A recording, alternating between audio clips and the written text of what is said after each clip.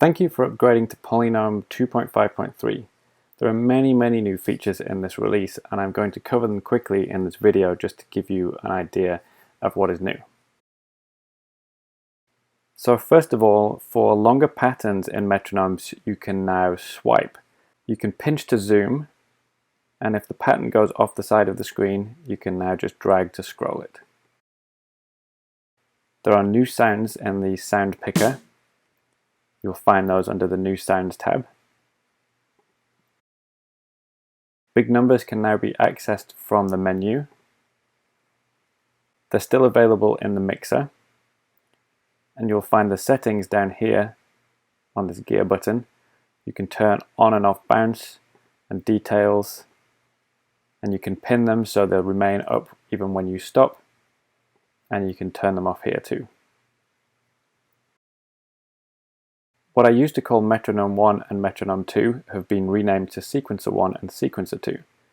And in the mixer, which is also revamped, you will find at the bottom a label for metronome, and this will focus on the metronome faders, which used to be called overlay sounds. These are just the faders for the common subdivisions that you might want to get normal metronome functionality. Tapping the labels on the left of the mixer focuses on different sets of faders, and you can deselect the button to show all faders. And you can now swipe left and right on the fader body, so the faders are slightly taller than they used to be. You'll find tapping on a sequencer that swing and random mute and other things now appear in panels at the bottom of the screen. Shift and randomize have new features of the lock on the right. Turning on the lock will pin whatever you have selected in here to the main page. Then you can tap to shuffle or displace right here. And you can tap on the number to auto shuffle or displace after every 2 or 4 or however many reps. You can use this to create ear training and groove inspiration, and there'll be more tutorials on that in the future. In preferences, there's a new option for tempo nudge. You can choose the amount that the tempo will jump when you long press the buttons. By default it's set to 10 BPM, but you can choose classical increments or anything between 2 and 9 BPM. So that affects what happens when you long press on these buttons. One great new feature is you can now tap the time signature on the main page to change the time signature. When you hit done, you're asked if you want to just change the time signature. So if I do that, you will see that the bar line will move and the time signature is now 2/4. Or you can use this to create basic patterns. When I hit done, if I choose create rhythm, it will overwrite this with a basic rhythm in 3/4. This is a great way to get basic metronome functionality very quickly. There's also a very quick way of creating polyrhythms in this version. Tap on the preset name menu and go to create polyrhythm. And then choose the polyrhythm you wish to create. Let's do 3 against 5. And you have various options in here. When you hit create, it will create the relevant polyrhythm for you and add numbering and voice counting, which you can modify in the mixer. 1, 2, 3. 1, 2, 3. Now let's take a look at playlists. I'm going to go to Playlist Manager and load this Will Coxon's demo. So one of the new features in playlists is the ability to solo certain items. So let's say you wanted to just work on bars 2 and 3. You can tap on the edit button, choose bar 2 and bar 3, and click this loop button, and now only these 2 items will be played.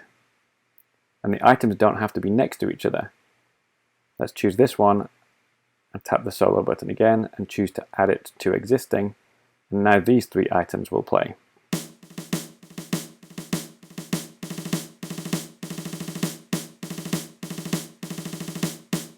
So that's a great way to work on sections of a playlist. If you tap and hold the play button, you can set the size of the buttons on the playlist page. And remember, in the playlist name menu, you can set the size of the text.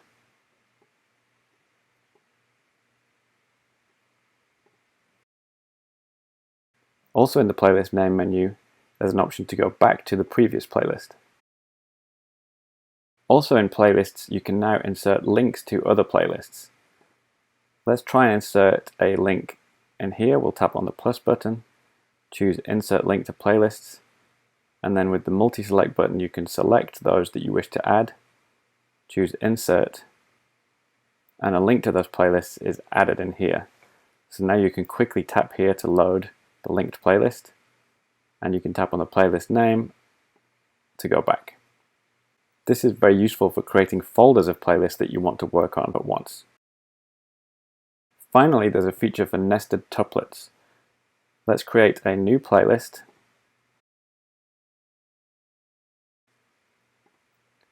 And in here, I will create a bar of 4/4 to begin with.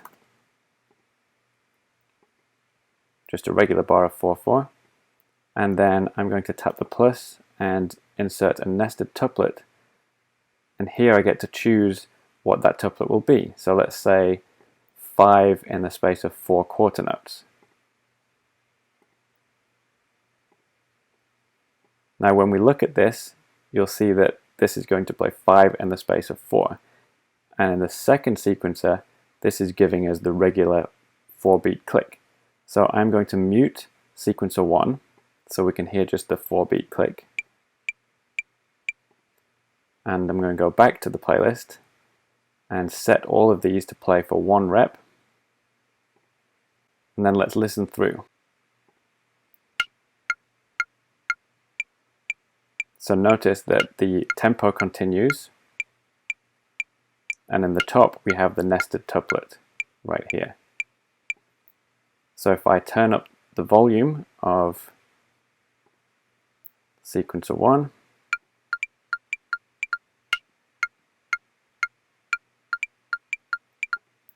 so I can then go into this sequence and edit this rhythm.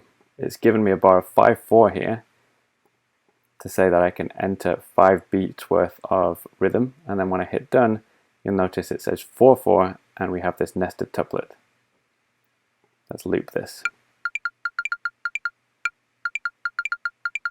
And you'll notice in the tempo control, the tempo is set with this C, and that is indicating that we have a modulated tempo.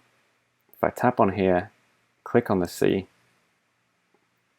it's telling us that we have a tempo that gives us 5 notes in the space of 4. So that's it for the new features in 2.5.3. There'll be more tutorials coming soon, but for now I hope you have fun with it.